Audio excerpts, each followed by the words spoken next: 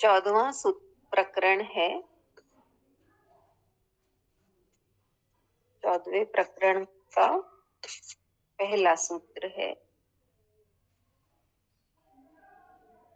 आज कह रहे हैं, इसमें बताएंगे, साक्षी पुरुष के जान लेने पर मुक्ति की चिंता नहीं होती। बता रहे हैं, राजा जनक कहते हैं, जो स्वभाव से ही शून्य चित्त है, पर प्रमाद से विषयों की भावना करता है और सोता हुआ भी जागने के समान है, वह पुरुष संसार से मुक्त है। 12वें 13वें प्रकरण में राजा जनक अनुभूति का वर्णन करते हैं कि आत्मा को जान लेने मात्र से सिद्धि नहीं है, बल्कि उसे उपलब्ध कर लेना ही सिद्धि है। यही परम पुरुषार्थ है।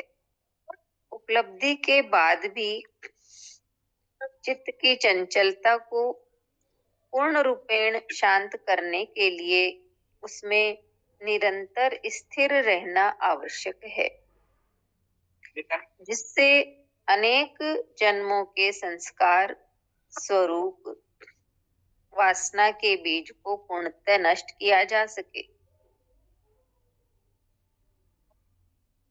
चित्त की चंचलता को पूर्ण रूप शांत करने के लिए उसमें निरंतर स्थिर रहना आवश्यक है, जिससे अनेक जन्मों के संस्कार स्वरूप वासना के बीज को पूर्णतया नष्ट किया जा सके।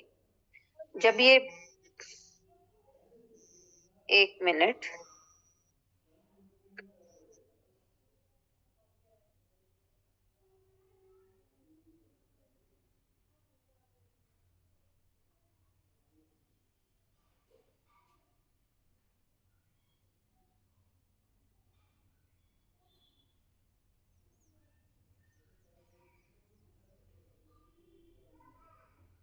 हाँ,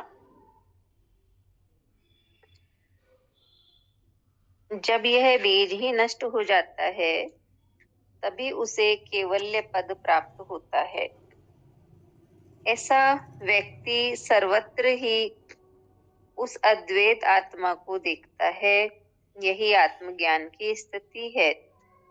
इस प्रकरण में जनक मुक्ति का वर्णन करते हैं, जो आत्मज्ञान के बाद की स्थिति है।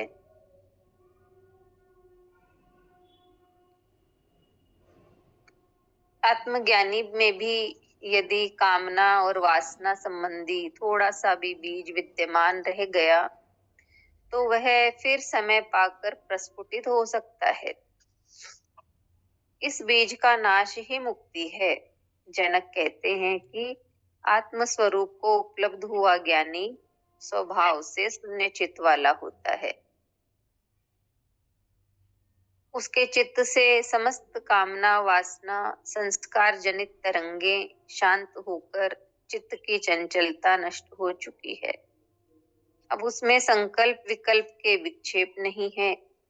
ऐसी स्थिति को उपलब्ध हुआ ज्ञानी सदैव जागृत रहता है। सोते समय केवल शरीर का थोड़ा सा भाग ही सोता है। शरीर की सारी क्रियाएं यथावत चलती है।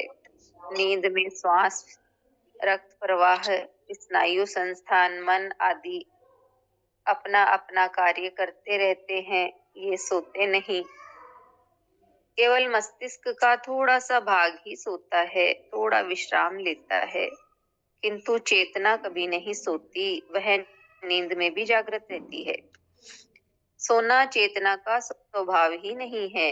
इसलिए जनक कहते हैं कि मैं आत्म स्वरूप हूँ, अतः सोता हुआ प्रतीत होते हुए भी नित्य जागृत हूँ। शरीर सोता है, आत्मा कभी नहीं सोती।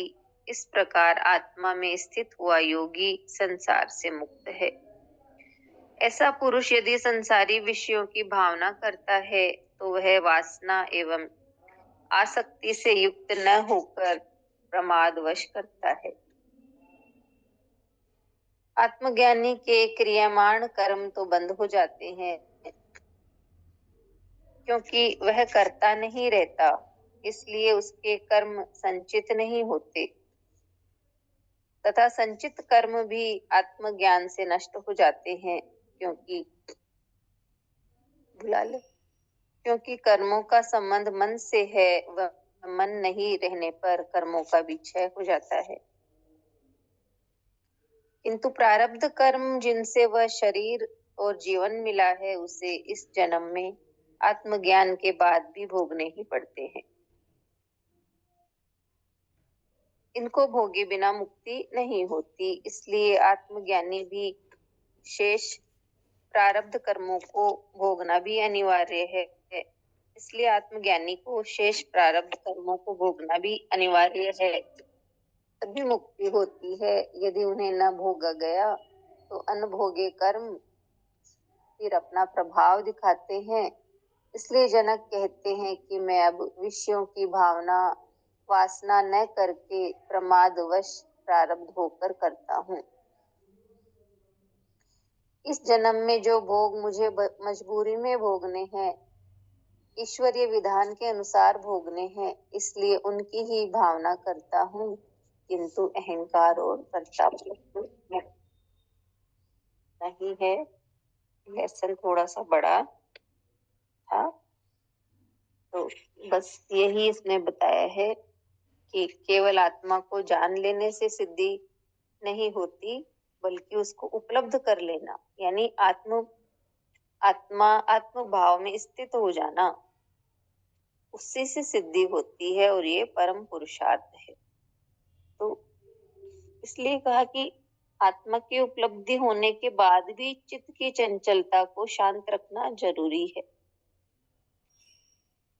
शांत करने के लिए उसमें यानी आत्म भाव में स्थित रहना जरूरी है, क्योंकि हमारे भीतर में जो वासना के बीज हैं संस्कार रूप में, उन्हें नष्ट करना जरूरी है। इसलिए आत्म भाव में बने रहना जरूरी है। तो इसलिए जनक जी कहते हैं कि मैं हमेशा जागृत आत्म स्वरूप हूँ, अतः सोता हुआ भी मैं नित्य जागृत हूँ। तो इस तरह से हमें